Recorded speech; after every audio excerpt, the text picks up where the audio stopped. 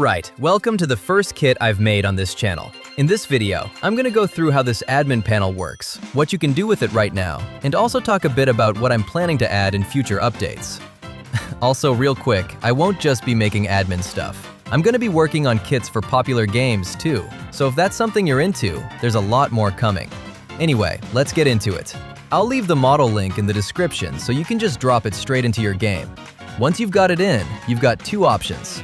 You can either go through everything manually, ungroup it, and see how it's all set up, or you can use my plugin, which basically does all of that for you automatically. You just click the model and it finds everything. It really just depends on how you like to work. Once you've got everything set up, go into the config. This is where most of the important stuff is. You can put in your Roblox username and your user ID, and then you can start setting up roles. So you've got things like owners, admins, mods, and you can add whoever you want to each one. The higher the role, the more control they'll have in the panel. You can also change things like cooldowns, so if you don't want people spamming commands, you can control that here. It's all meant to be simple, so you don't have to mess around too much to get it working.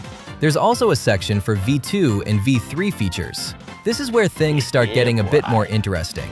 You'll be able to create events with music, animations, and more interactive stuff. I'm not going too deep into that here because I'll be making a full video on it, but just know that it's coming. Now, let's go over what the admin panel actually does. One of the main features is the jail system.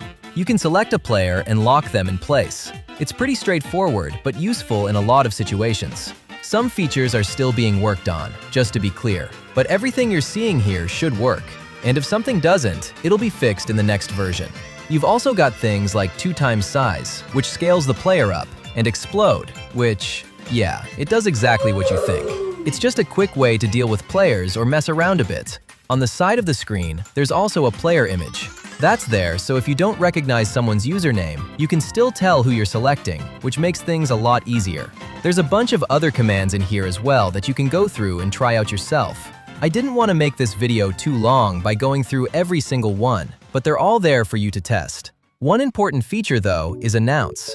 This lets you send a message out to everyone, and I mean everyone, even across different servers. So if you need to get information out fast, that's probably the one you'll use the most. Looking ahead, I've got a lot more planned for this. In the next versions, I want to add a full event system, a poll system so players can vote on things, and a countdown system for updates, events, or whatever you want to use it for.